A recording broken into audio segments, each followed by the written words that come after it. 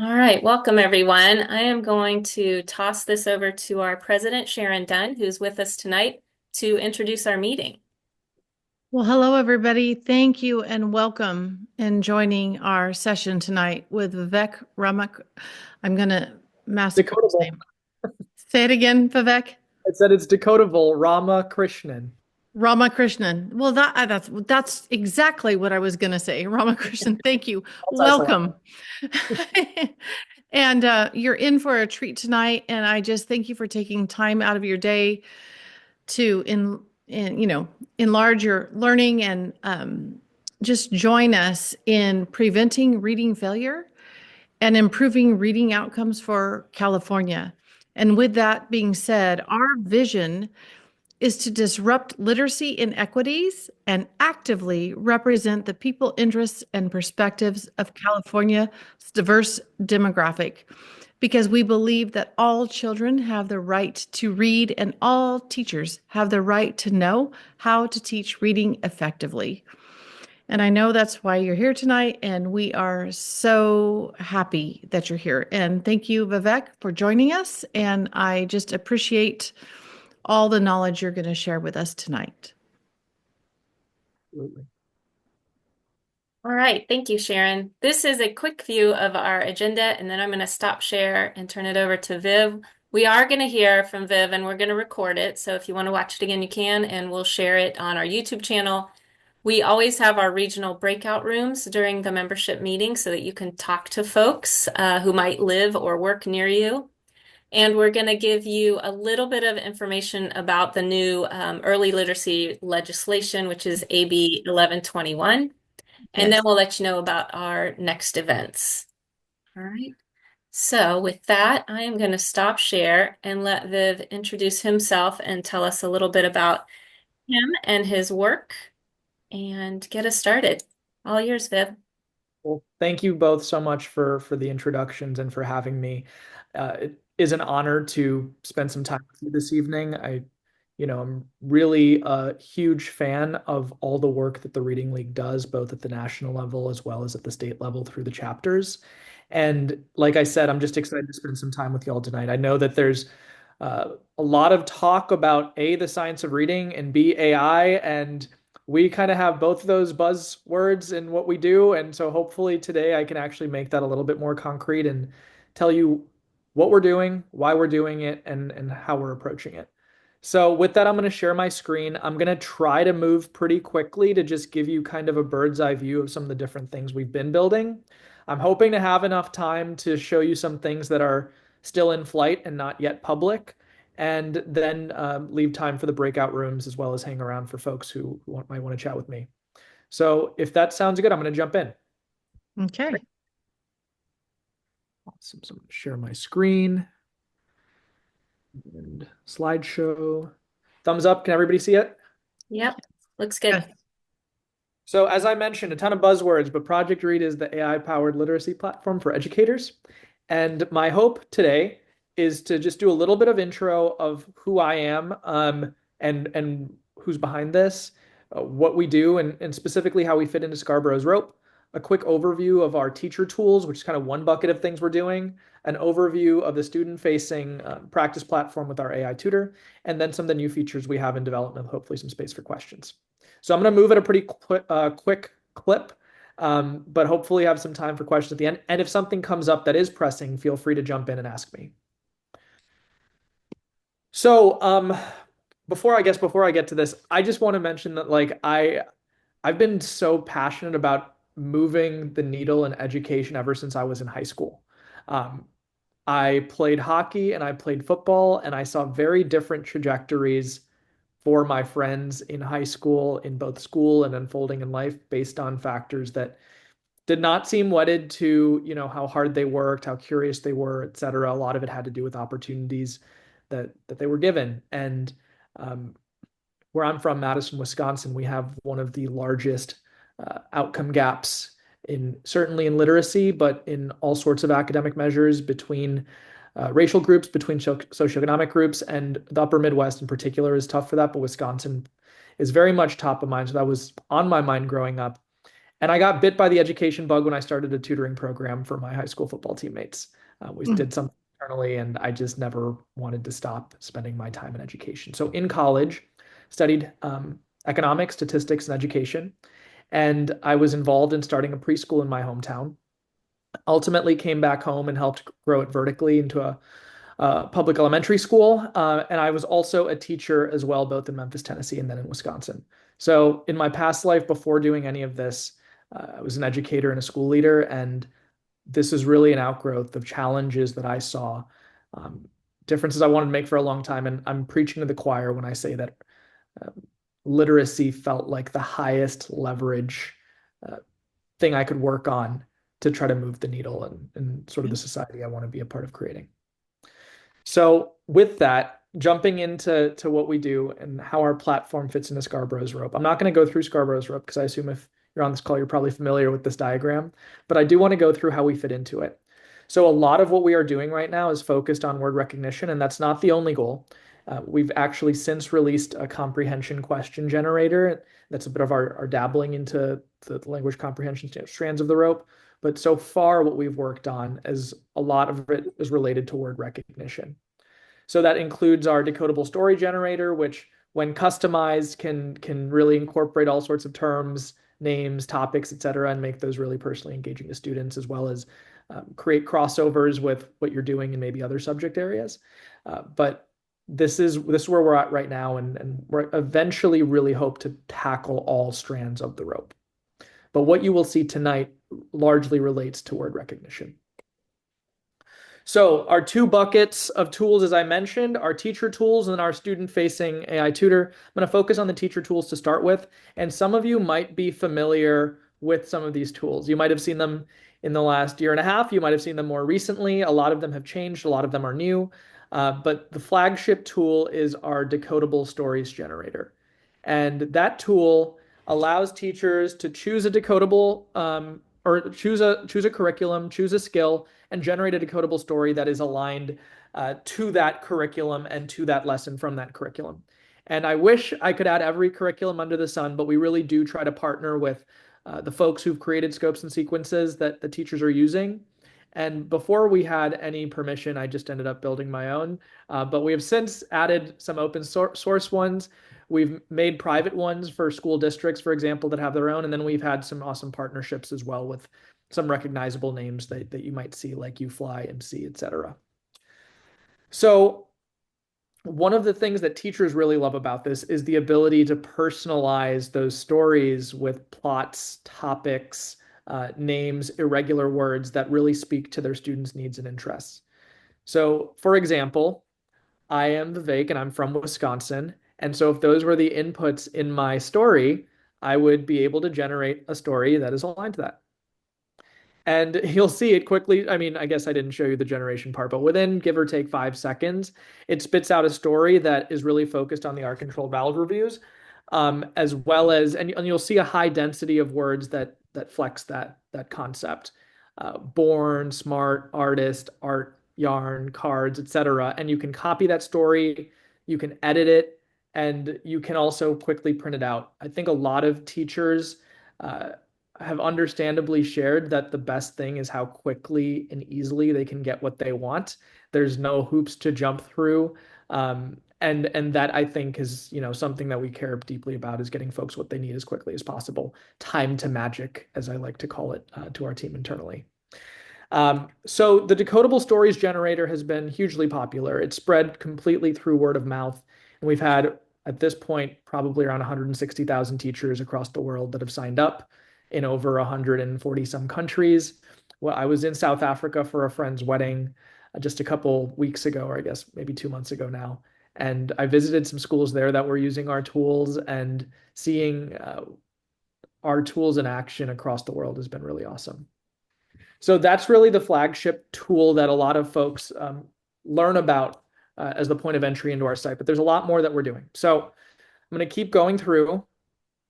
Well, first, okay, how are people using the decodable generator? Any place that you could think about decodables being useful, the decodables from our generator are useful. That includes centers, that includes whole group work, small group settings, independent reading. Oftentimes, teachers love to send those home as well for extra practice, because often, even if they do have decodables that match their scope and sequence, they might have one or two decodables. And so for them to have kind of an infinite library of customizable decodables is really something that a lot of teachers appreciate and students appreciate as well.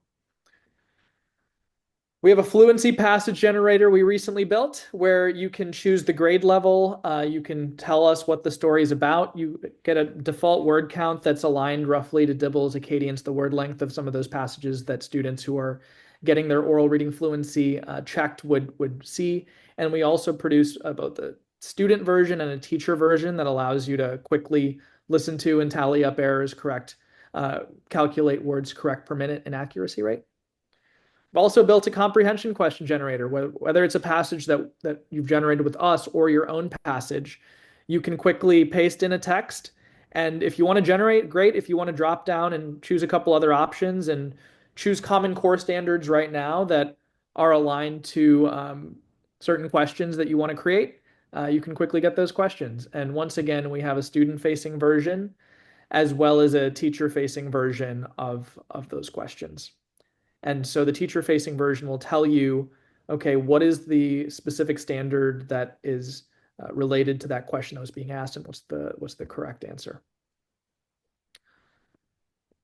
I know I'm moving pretty quickly, but I appreciate you guys giving me the attention. So the other piece here that has been really popular, released this a couple months ago, is Decodable Games Generator. We know that students need practice at the passage level. We also know that many students need practice at the word level, and soon at the phrase and at the sentence level will be options as well. So that allows you as a teacher to get additional resources to support students' decoding development uh, before they're even maybe ready to fluently read a passage if they need more support before that. Okay, this is another cool teacher tool that we surfaced. It's a word mapper. I think one of the biggest innovations we've made at Project Read AI is the ability to automatically decode or decompose any word into its letter sound correspondences. Um, and that has really unlocked a ton of use cases for us. Y'all might have seen if you try to use ChatGPT, for example, to build decodables, it's really bad. I could do a whole talk about the reasons for that. In fact, I am doing one later this week with Dr. Landon Contess from UFly on specifically the challenges of AI and decodability. But where we've made a lot of progress is in the ability to understand the letter sound correspondences anywhere, basically map it into Elkonin boxes on the fly. So what that allows us to do is create stories that are way more decodable than just AI could out of the box.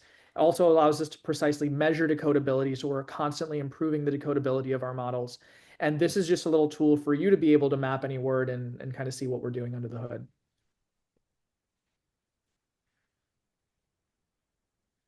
We have a teacher chatbot, specifically if you have questions on structured literacy implementation. We have a lot of building coaches, for example, who say, hey, I'm stretched super thin. Teacher, you're emailing me with this question that I think Lola could answer, Lola being our chatbot that's trained on structured literacy.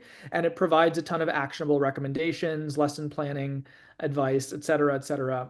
Pretty wide range of things it can do, but all aligned to what we know works for students based on the body of evidence around the structural literacy. So that was our teacher tools in a nutshell. I'm sure that I'm skipping past questions. Let me see. And any way we can see that chat. Yeah, I can tell you what they are. There's one about can we see the word mapper talk out there's a little microphone underneath each of the boxes, and we could save these till you're done too. Okay, cool. Well, I'm actually not sure if she meant the word mapper or the talk I referenced about the lack or the how AI is actually difficult for decodability, but for both of those, I can speak to those at the end. Okay. Okay, the student AI tutor. So that was our teacher tools I did the flyby on. Now the AI tutor. And the reason I want to talk about this is because we know the importance of providing students, one, tons of reps. Developing fluency is a drawn out process. It does not happen overnight and it takes a ton of reps no matter how you slice it.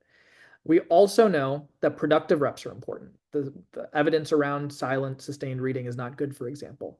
And so, really, this is the tool that we'd started building before the teacher tools took off. And the idea was, can we provide students with productive corrective feedback to help them improve their ability to read fluently. And so that's what I'm going to jump into right now a little bit. And it's come a long way, so I won't go through the whole development, but it's something we continue to work on and iterate upon. So this was really, trying to capture the promise of Bloom's Two Sigma, where individual tutoring is super helpful. We just know teachers are stretched thin. Even the best teachers don't have the time to provide that sort of individualized feedback that you would think about all students really benefiting from. Um, so really what the AI tutor does is it listens to students read decodable stories out loud, sentence by sentence. It provides real-time feedback on the missed uh, phoneme grapheme correspondences and gives teachers really instant granular data on the sessions. So in tier one, we see super common use case as a center. In tier two, for example, we oftentimes see an interventionist or specialist who will be able to work more closely with one or two students while the remainder of the group is working with to get practice with AI tutor. And then at home, this has also been super popular, but let me show you what this actually looks like. So as students read out loud, you saw the word mapper. We will actually highlight the phoneme grapheme correspondence and allow them to tap and hear how that phoneme grapheme correspondence sounds and self-correct. And it's pretty cool to watch students actually do this in real time. And as I'm going to show you right here. So two quick videos. The first one is a student who is reading the word ribbon, if you can't see that on screen exactly. Rhythm. Rhythm. Is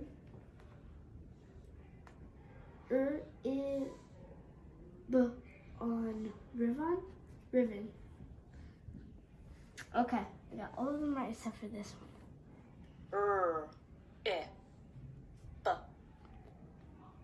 I, b, a, Ribbon. Ribbon. Ribbon. I, b, in. Ribbon.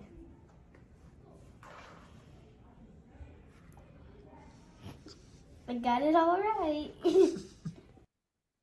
And so that student was able to self-correct Rhythm. kind of one round of feedback. For some students, we know that it takes more than that. So I just wanted to show you one clip that's one of my favorites. And the angle on the camera is a little bit weird, but the word she's reading is pages, like pages in a book. S. Progress. Progress. Progress. Progress.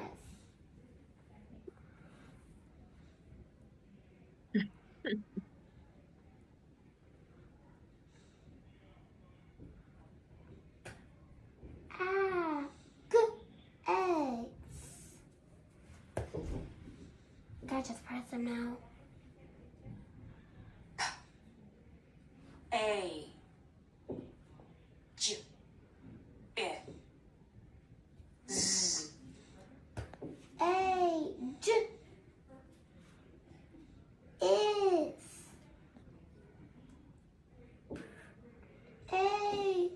age is pages. I got it. Okay, can I pick a word now? I just really appreciate that clip because you see her productively struggle through it. And yeah, it's cool when you see students who put the W on the board themselves and they feel that too, as I'm sure you all know when you work with students. But that's one of my favorite clips. Let me get back into this slideshow. The other thing we try to do is provide teachers data, granular data on the specific letter sound correspondences that students struggled with within different time frames. We're really building out that dashboard even more. It's pretty simple right now, but the ability to see what they said, what they might have said instead, and words that they missed, as well as concepts that they missed. We also send teachers kind of an aggregate email. This example has one student, but if you have students active over a 24-hour period, you'll get an email at a kind of a high level giving you a summary of trends we saw in your classroom.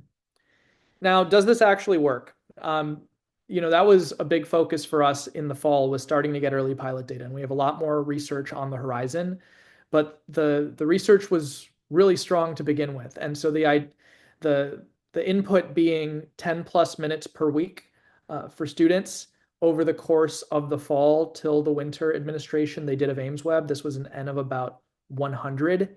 And students who were actually starting below grade level actually grew more and based on their growth percentile for oral reading fluency on AimsWeb relative to students who were above grade level. And so recreating it at higher scale is important. Doing research in different settings is important. Doing research that measures different things. Like one of the things we don't yet have good data on that I really want good data on is understanding how this crosswalks, for example, against growth on the core phonics surveys, a more granular skills inventory. That's something that we're thinking about as well and that we hope to have more data on this year. So research is really important for us because ultimately the whole goal of trying to build this is to build something that can supercharge what teachers are doing with more practice for students that's productive. A couple other things that are coming soon, one of which is when they tap the box, not just hearing the phoneme, but actually seeing the articulatory gesture soon. So we're sanding the edges on some of those, but we know there's really good evidence, for example, on students seeing, for example, articulatory gestures as part of phonics instruction as opposed to oral only. That's something that we are trying to build upon. Let's go to another piece that we're working on. I've also seen certain students, as I'm sure many of you have, who despite being able to specifically, for example, name individual phonemes, they can't continuously blend, right? So it's k, a, t, but having them say cat is actually a struggle. So as we all know, continuous blending is something that's really foundational in early literacy instruction. But we tried to figure out a way to kind of extend that for students who were stuck in the context of our tool. So this is not yet public. We're working on kind of the finishing touches, but the idea is that a student can actually on screen use their finger to run over the word. Let me see if so, for example, if they go faster, the word will play at faster speed. If they drag it more slowly, it'll go at slower speed. So students in the tutor with the version that we've been piloting that's not public can go Crash, crash, sorry, crash, or crash. right? And so seeing students just continue to run their finger over and see how those graphemes play in sync with the phoneme, how to continuously blend those together is really powerful. And being on the ground and building it was just I had such a blast. And that was really what I was working on for most of February. So we're continuing to push the envelope and make as much progress as we can. I also built something the other day that we have not yet decided whether this is going to be built in. This was me prototyping rather than anything necessarily that our engineers have built, but I just wanted to show you this as well. So we know there's a symbiotic relationship between encoding and decoding. I was thinking about what could it look like with a student with using their finger on a touch screen to practice encoding as well. Spell the word lush.